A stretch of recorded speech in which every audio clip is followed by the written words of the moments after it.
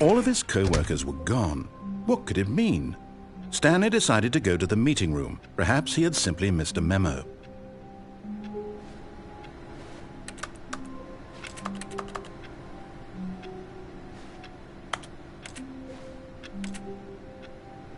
No matter how hard Stanley looked, he couldn't find a trace of his co-workers.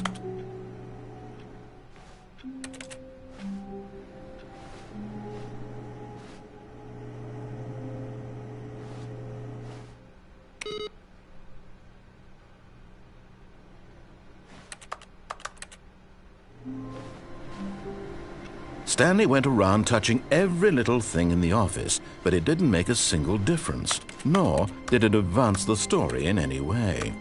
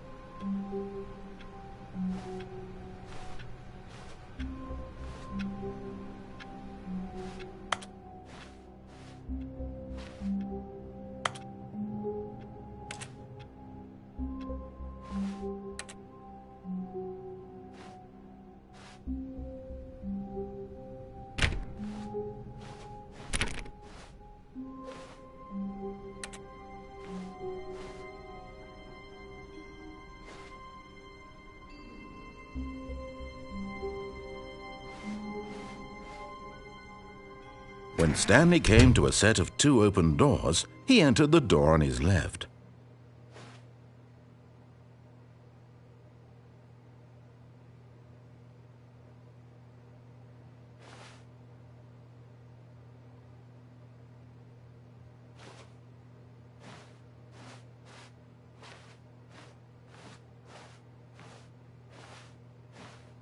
This was not the correct way to the meeting room, and Stanley knew it perfectly well.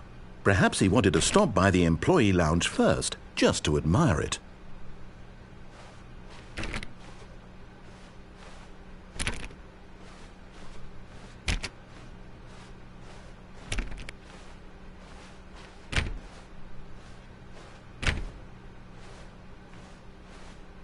Ah, yes, truly a room worth admiring.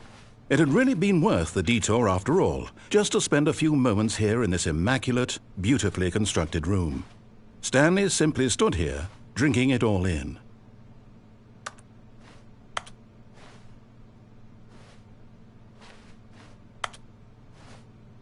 Yes, really worth it being here in the room.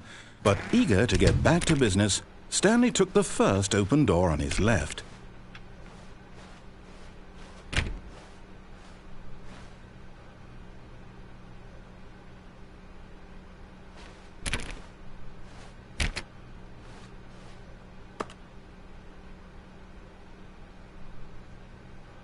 Stanley was so bad at following directions, it's incredible he wasn't fired years ago.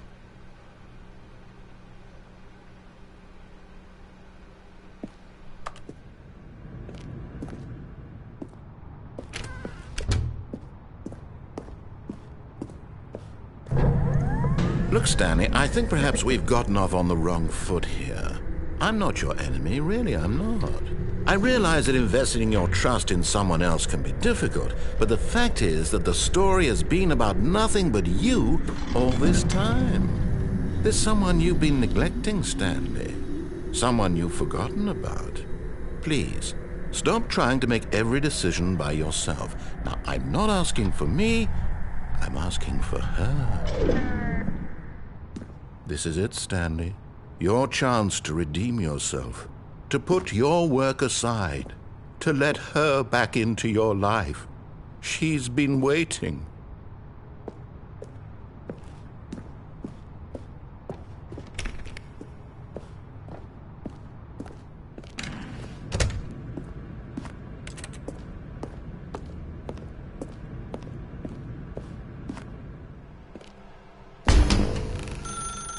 That's her, Stanley.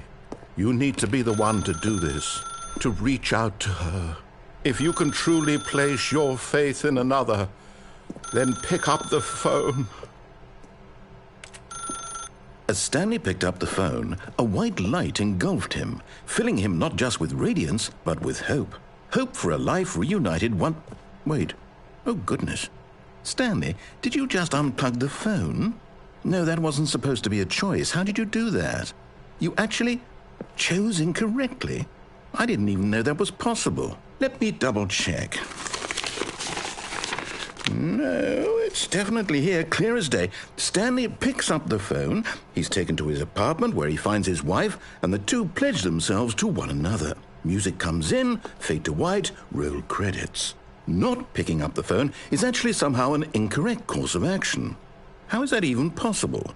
None of these decisions were supposed to mean anything. I don't understand. How on earth are you making meaningful choices? What did you... Wait a second. Did I just see...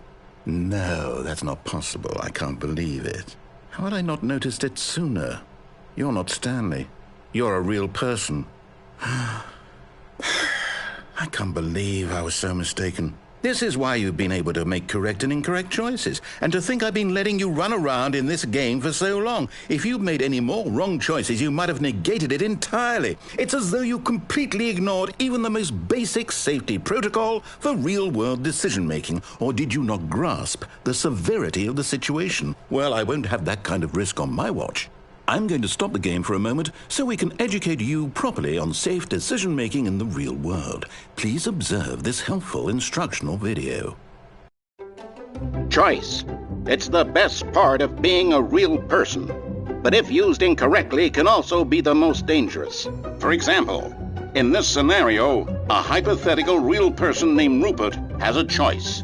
He could invent a machine that eliminates food shortages across the world to make life better for all people. Or he could spend years of hard work forgetting how to read.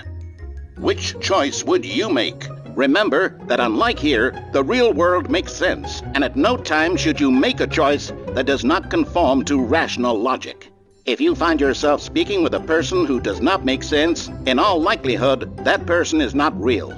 Allow the person to finish their thought, then provide an excuse why you cannot continue talking.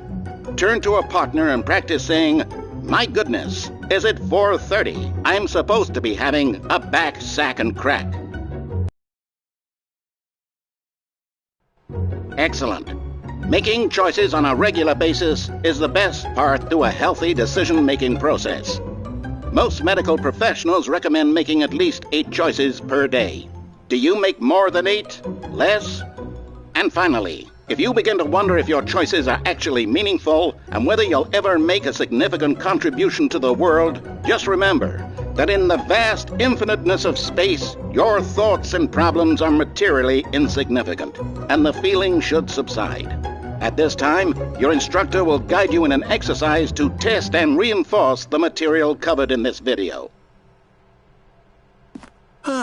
Welcome back. You may have noticed that this room has begun to deteriorate as a result of narrative contradiction. But not to worry. Now that you're properly informed on good decision-making, we're going to revisit a choice you made just a few minutes ago and see what the correct thing to do would have been. This way, please.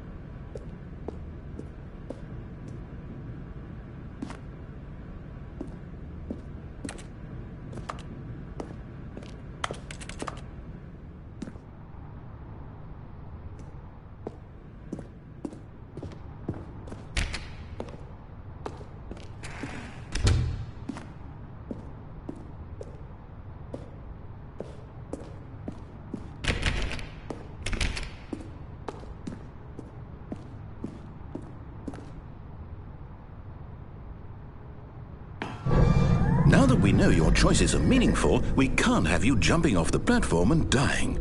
Imagine the main character dying senselessly halfway through the story. That story would make no sense at all. We just need to get you home as soon as possible before the narrative contradiction gets any worse. Unfortunately, it seems this place is not well equipped to deal with reality.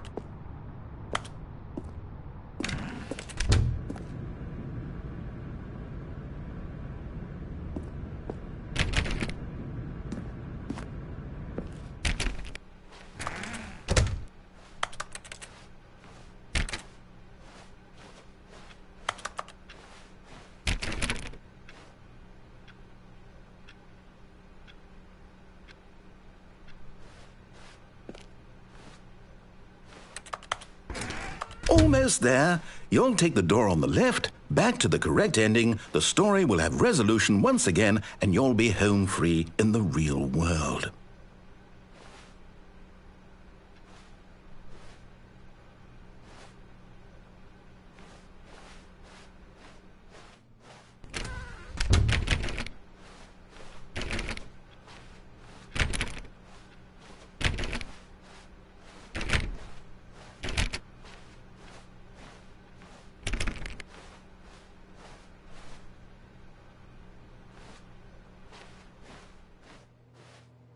Now remember, all you need to do is behave exactly as Stanley would.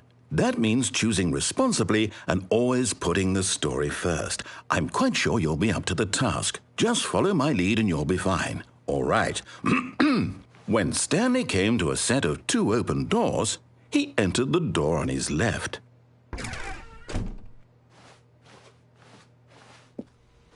No! Why did you do that? Quickly, hurry back in the other direction. Perhaps we're not too late.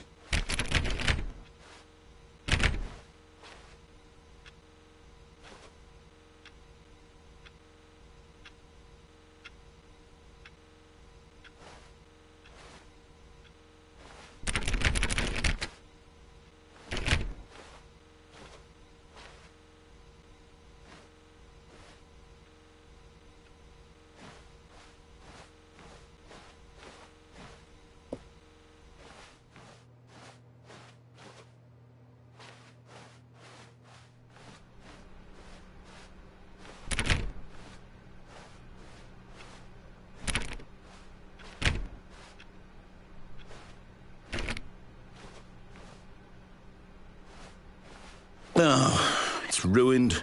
I can't believe, after everything we talked about, that my story, you've destroyed my work. Why? For what? What did you get out of that? What did you think was so special about seeing the game undone, left here like so much garbage? It's worthless now. And what am I supposed to do? Even if there were a way to continue, would it be worth it? To know that my story is now incorrect? How can I go back to that? I can't erase that knowledge. I'll have to live with it forever, reliving its impossibility forever. I couldn't live that way. Is it better to shut the game down entirely? To willingly destroy all of my work? I don't know. What's the answer? What do I do? What do I do? What do I... No, I have to. I have to shut the game down. I have to. I have to.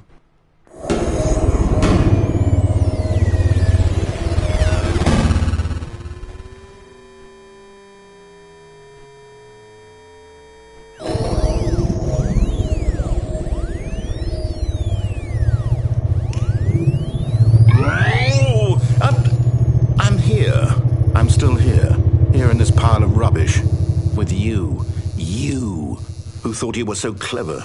Now look where we are. My entire game is destroyed.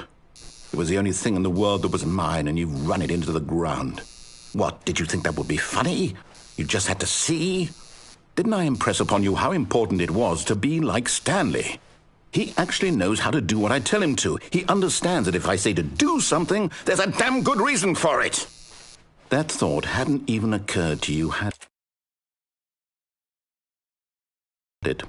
That there's a world outside of you? You're a child. Oh, my story.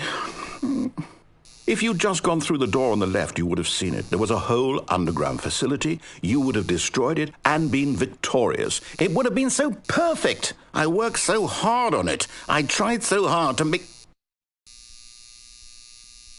behave exactly as Stanley would. That means choosing responsibly and always putting the story first. I'm quite sure you'll be up to the task. Just follow my lead and you'll be fine. All right.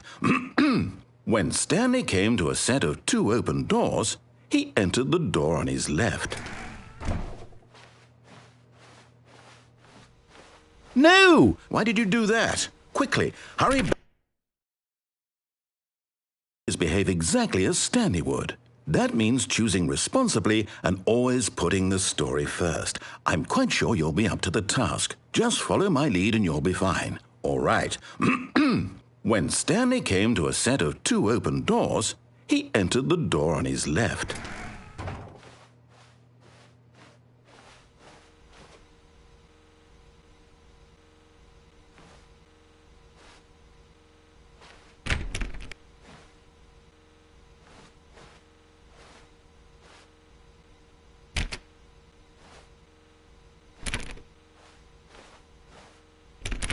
No! Why did you do that? Quickly, hurry back.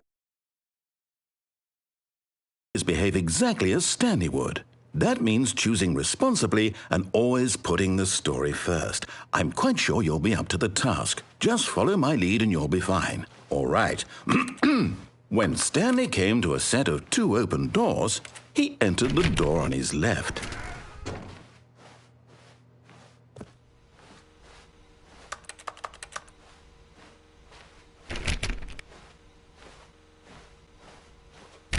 No! Why did you do that? Quickly, hurry back. Behave exactly as Stanley would. That means choosing responsibly and always putting the story first. I'm quite sure you'll be up to the task. Just follow my lead and you'll be fine. All right. When Stanley came to a set of 2 open doors, he entered the door on his left.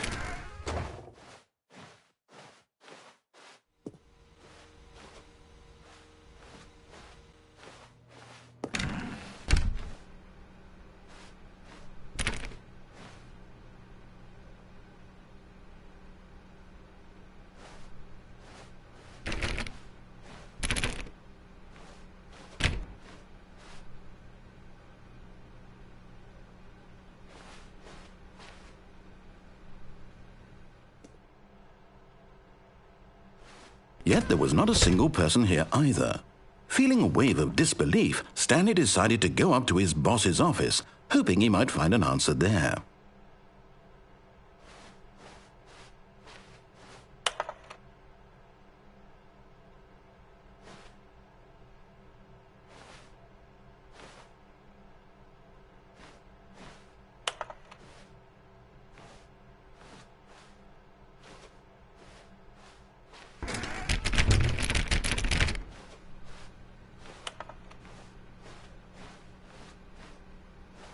Coming to a staircase, Stanley walked upstairs to his boss's office.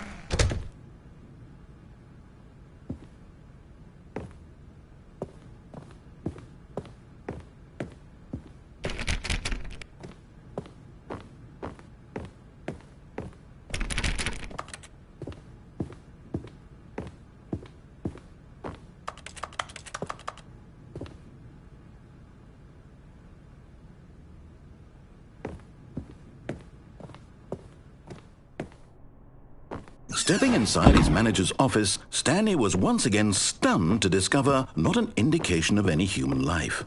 Shocked, unraveled, Stanley wondered in disbelief who orchestrated this, until he saw the door with a voice receiver next to it. Surely behind this door lay all the answers to his questions. And beyond all probability, he knew the passcode. He had seen it on his boss's computer just last week. Night Shark 115. Was this the code to open the door? Would it still work? There was only one way to find out.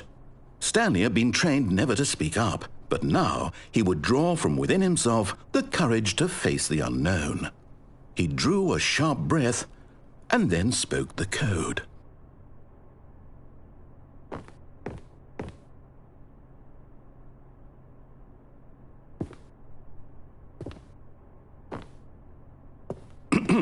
Stanley spoke the code.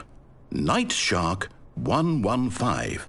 He spoke it into the receiver, right there on the wall.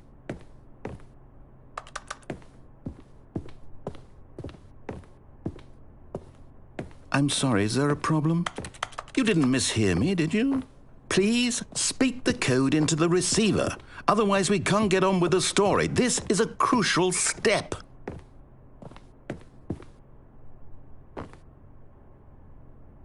Okay, fine, you're not going to do it, but you know what? It's pretty humiliating to bring you this far, only for you to suddenly decide you have better things to do. I asked you for this one single thing, for your respect. The kind of respect Stanley shows for his choices. He knows what it means to take a story seriously.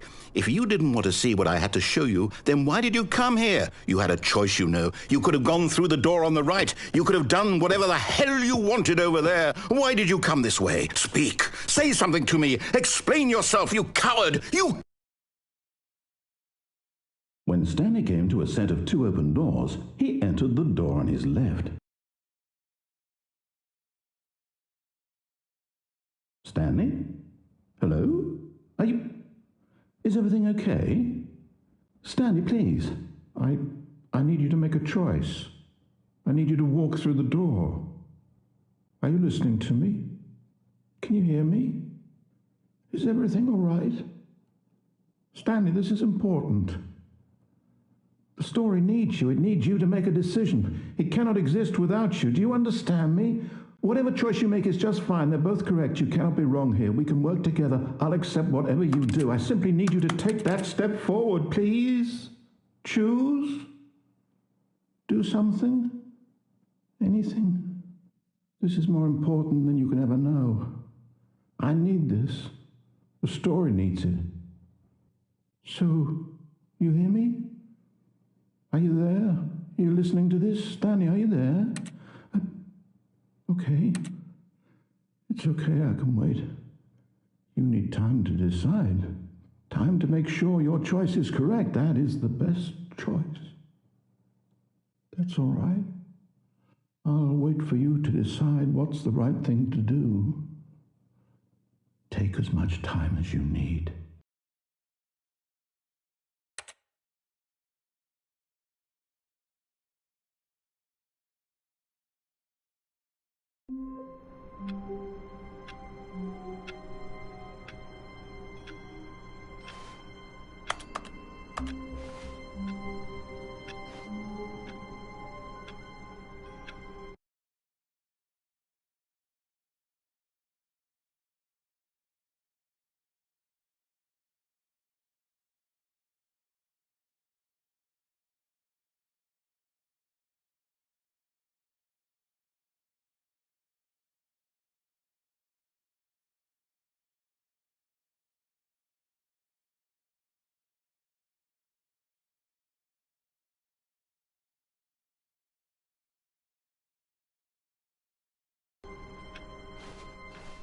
All of his co-workers... Oh, please.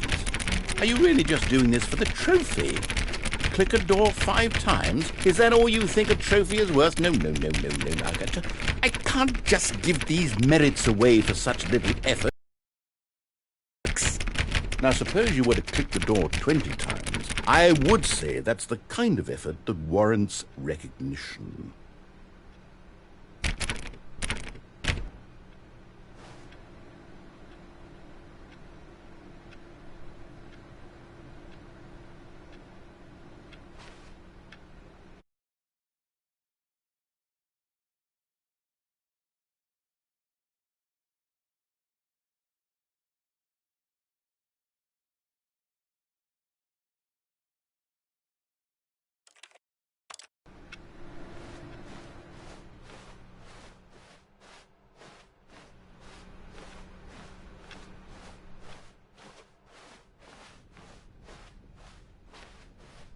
When Stanley came to a set of 2 open doors, this was not the correct way to the meeting room, and Stanley knew it perfectly well.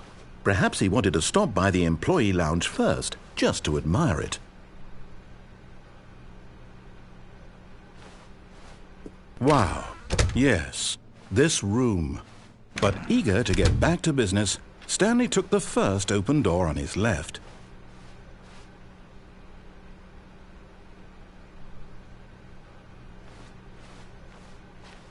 Stanley was so bad at following directions, it's incredible he wasn't fired years ago.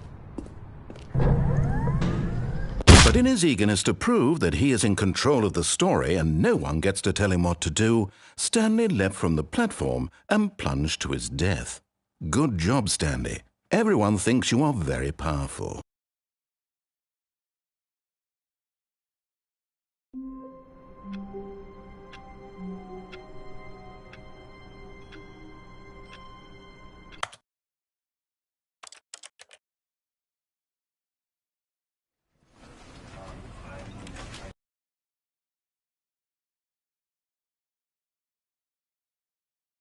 This is the... All of his co-workers were gone. What could it mean? Stanley decided to go to the meeting room. Perhaps he had simply missed a memo.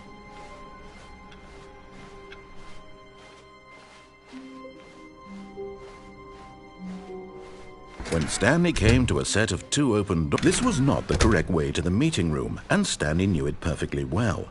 Perhaps he wanted to stop by the employee lounge first, just to admire it. The lounge was sublime, a work of art. But eager to get back to business, Stanley took the first open door on his left. Stanley was so bad at following directions, it's incredible he wasn't fired years ago.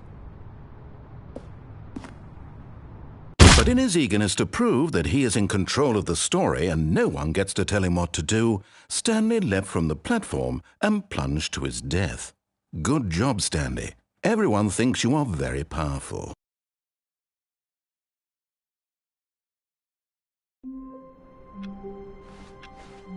All of his co-workers were gone. What could it mean? Stanley decided to go to the meeting room. Perhaps he had simply missed a memo.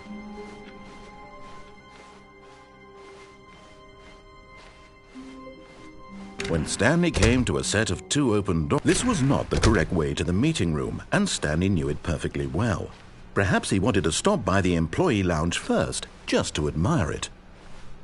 Standing now in this incredible room, but eager to get back to business, Stanley took the first open door on his left. And so he detoured through the maintenance section, walked straight ahead to the opposite door, and got back on track.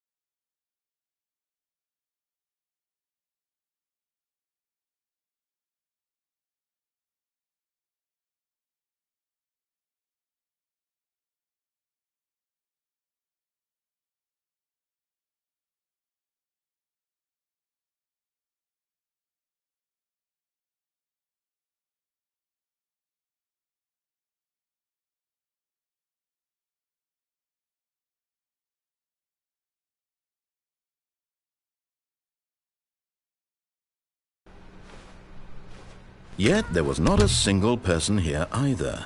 Feeling a wave of disbelief, Stanley decided to go up to his boss's office. Coming to a staircase, Stanley walked upstairs to his boss's office.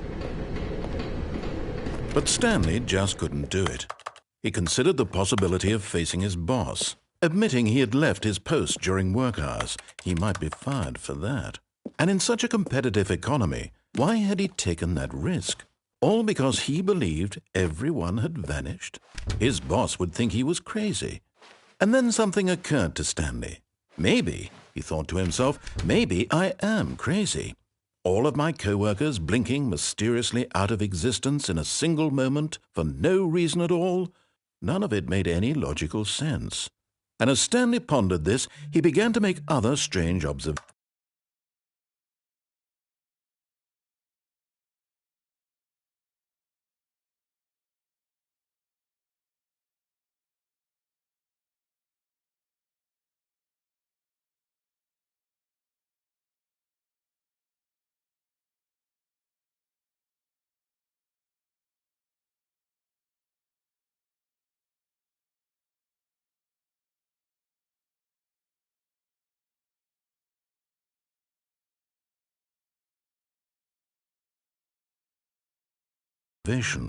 For example, why couldn't he see his feet when he looked down? Why did doors close automatically behind him wherever he went? And for that matter, these rooms were starting to look pretty familiar. Were they simply repeating? No, Stanley said to himself, this is all too strange. This can't be real. And at last, he came to the conclusion that had been on the tip of his tongue. He just hadn't found the words for it. "I'm dreaming!" he yelled. "This is all a dream." Oh, what a relief Stanley felt to have finally found an answer, an explanation. His co-workers weren't actually gone. He wasn't going to lose his job. He wasn't crazy after all. And he thought to himself, I suppose I'll wake up soon. I'll have to go back to my boring real-life job pushing buttons. I may as well enjoy this while I'm still lucid. So,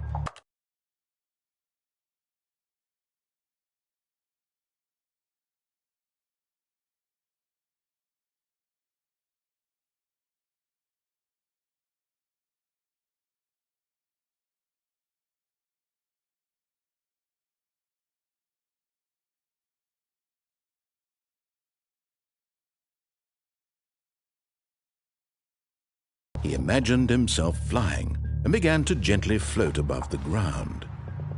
Then he imagined himself soaring through space on a magical starfield, and it too appeared. It was so much fun, and Stanley marveled that he had still not woken up.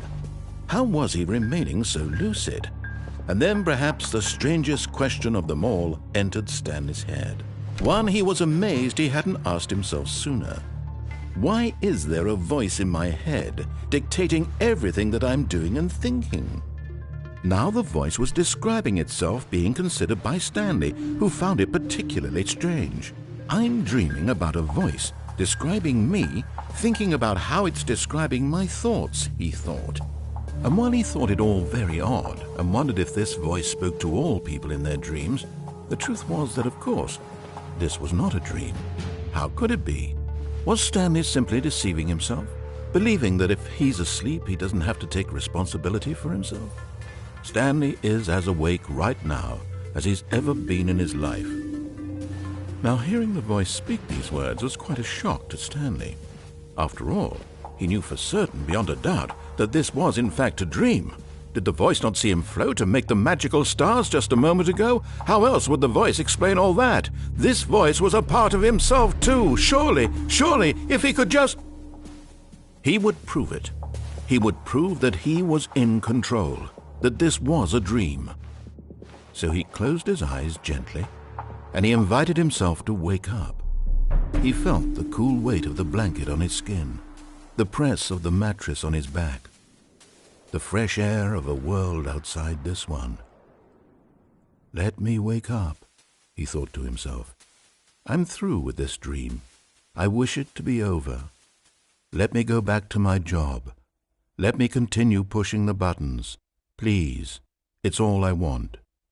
I want my apartment and my wife and my job. All I want is my life exactly the way it's always been. My life is normal. I am normal. Everything will be fine. I am okay.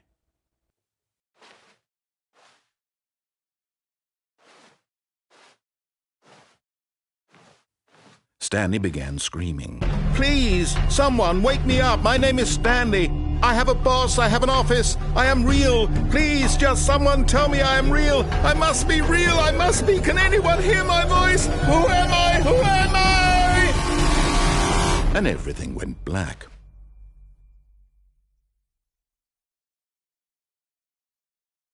This is the story of a woman named Mariella.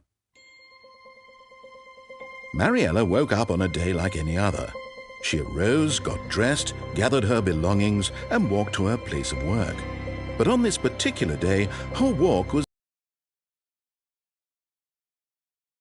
talking and screaming to himself, and then collapsed dead on the sidewalk. And although she would soon turn to go call for an ambulance, for just a few brief moments she considered the strange man. He was obviously crazy, this much she knew. Everyone knows what crazy people look like. And in that moment, she thought to herself how lucky she was to be normal. I am sane. I am in control of my mind. I know what is real and what isn't. It was comforting to think this, and in a certain way, seeing this man made her feel better. But then she remembered the meeting she had scheduled for that day, the very important people whose impressions of her would affect her career, and by extension, the rest of her life. She had no time for this, so it was only a moment that she stood there, staring down at the body. And then she turned and ran.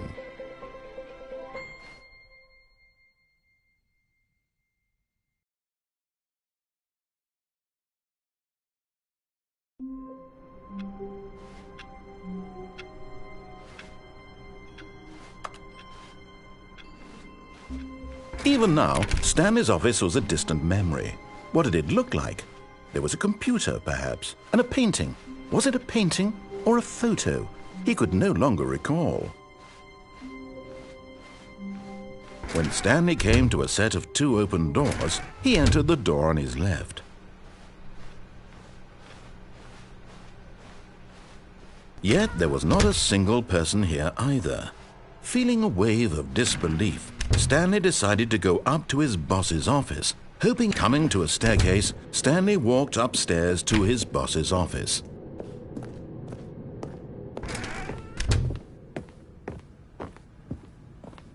Stepping into his manager's office, Stanley was once again stunned to discover not an indication of any human life.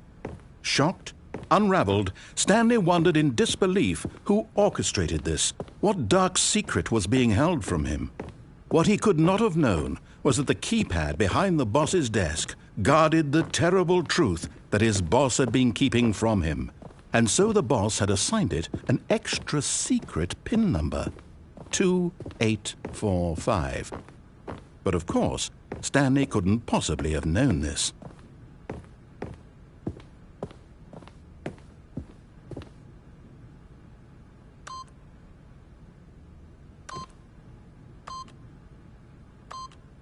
Yet incredibly, by simply pushing random buttons on the keypad, Stanley happened to input the correct code by sheer luck.